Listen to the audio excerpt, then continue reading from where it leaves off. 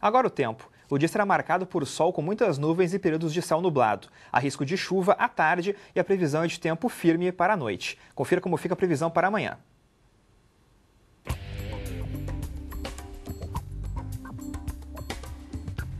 Nesta quarta-feira, o ar polar atua com mais força sobre o estado e o frio aumenta. O dia amanhece gelado e há risco de geada na serra. A tarde será fria e a sensação térmica baixa durante todo o dia. Nos vales e encosta da serra, faz frio durante o dia e o sol aparece entre algumas nuvens. No Vale dos Sinos, as temperaturas ficam entre 7 e 20 graus. Em Canela, os termômetros marcam entre 1 e 18 graus. Em Estância Velha, a mínima é de 8 e máxima de 20. Em Canoas, as temperaturas ficam entre 6 e 19 graus. Em Tramandaí, mínima de 9 e a máxima atinge os 21 graus. Alguns acontecimentos recentes, como a morte da dentista Cíntia Magali Moutinho, que foi queimada em um assalto por 4 criminosos, sendo que um deles era menor de 18 anos, colocam em evidência novamente a polêmica de redução da maioridade penal. E para conversarmos mais sobre esse assunto, que recebemos aqui no estúdio, Emerson de Lima Pinto, que é professor do curso de Direito da Unicinos. Olá, seja bem-vindo. Obrigado. Olá, professor, seja bem-vindo. Bom, a gente comentou agora sobre esse caso, mas a gente sabe também que aconteceram outros, como aquele rapaz, aquele estudante que foi morto em São Paulo no assalto, e o menor completava 18 anos no dia seguinte, né, professor? Por que esse assunto ele gera tanto conflito, na sua opinião? É que a sensibilidade da sociedade ela fica muito mais afetada quando quem pratica o crime é o menor, né? Isso dá uma sensação de muita instabilidade dentro das próprias casas, dentro do lar, né? As pessoas passam a ficar mais preocupadas com a impunidade, de certa forma, porque se imagina que o menor pode ficar impune, mas, ao mesmo tempo, faz uma reflexão em relação aos seus próprios familiares, né? Bom, a gente sabe que o sistema carcerário brasileiro tem muitos problemas e alterar a maioridade não vai sobrecarregar as cadeias? Eu diria que vai sobrecarregar demasiadamente. Elas já estão superlotadas. Um dos maiores problemas da nossa política de segurança, né, passa a ser o excesso de aprisionados no sistema penal. Só que, no que se refere aos menores, eles também não ficam impunes. Há, desde a criação do Estatuto da Criança e do Adolescente, medidas socioeducativas que também são endereçadas aos menores. Então, de certa forma, eles também acabam sendo, quando identificados, punidos, né? E será que essa punição ela é suficiente? Porque a gente sabe que muitos desses menores justamente já cometeram outros crimes, né? Já são infratores, né? Como é que o senhor vê essa questão? De fato, vários são infratores. A questão é que talvez a adequação deva se dar na medida socioeducativa do menor e não a questão da redução da maioridade penal. A redução ela se demonstra completamente ineficiente onde ela foi aplicada, né? Ela superlota, né, ainda mais o nosso sistema, superlotaria o nosso sistema prisional e não conseguiria atender às demandas que este menor tem também, né? E, de certa forma, apenas iria reproduzir um círculo vicioso. Porque as pessoas esquecem que dentro do sistema prisional há uma grande criminalidade, né? E que esse menor apenas ele se desenvolveria mais nessa seara. Chamam já de universidades do crime, na verdade, exato, né?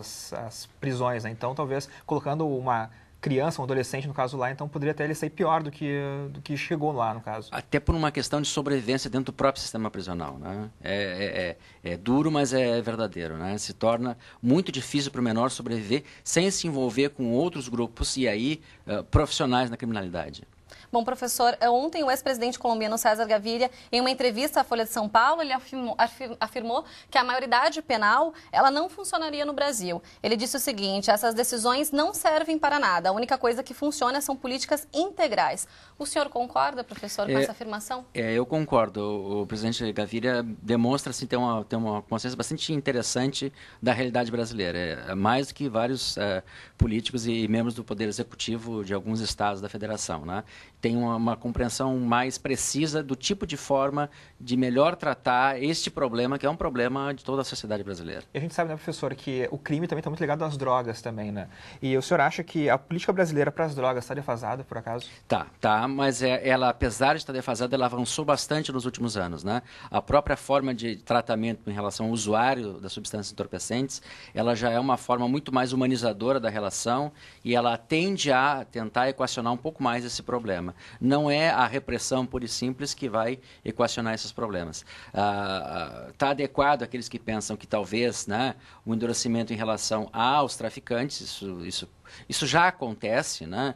E cada vez mais a nossa própria polícia se prepara para o combate do crime organizado, mas, fundamentalmente, o usuário ele não é o principal vetor nesse problema, né? Ele é alguém que precisa da ação estatal no sentido da sua reintegração e o mais rápido possível. Bom, professor, no início da entrevista nós comentamos sobre 2 casos que geraram bastante repercussão. O senhor acredita que a sociedade está preparada realmente para debater esse assunto? As pessoas estão com informação completa a respeito disso? Não, elas de fato, elas se deixam pautar muito pela pressão social, por uma falta, uma certa... Pela própria indignação que geram nesses casos também?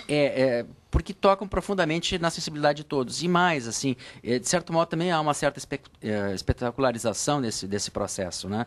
A gente sente mais esse tipo de ilicitude porque ele afronta mais o nosso senso comum. Mas, ao mesmo tempo, isso tem sido utilizado como uma agenda política ideológica que não acrescenta no problema, né?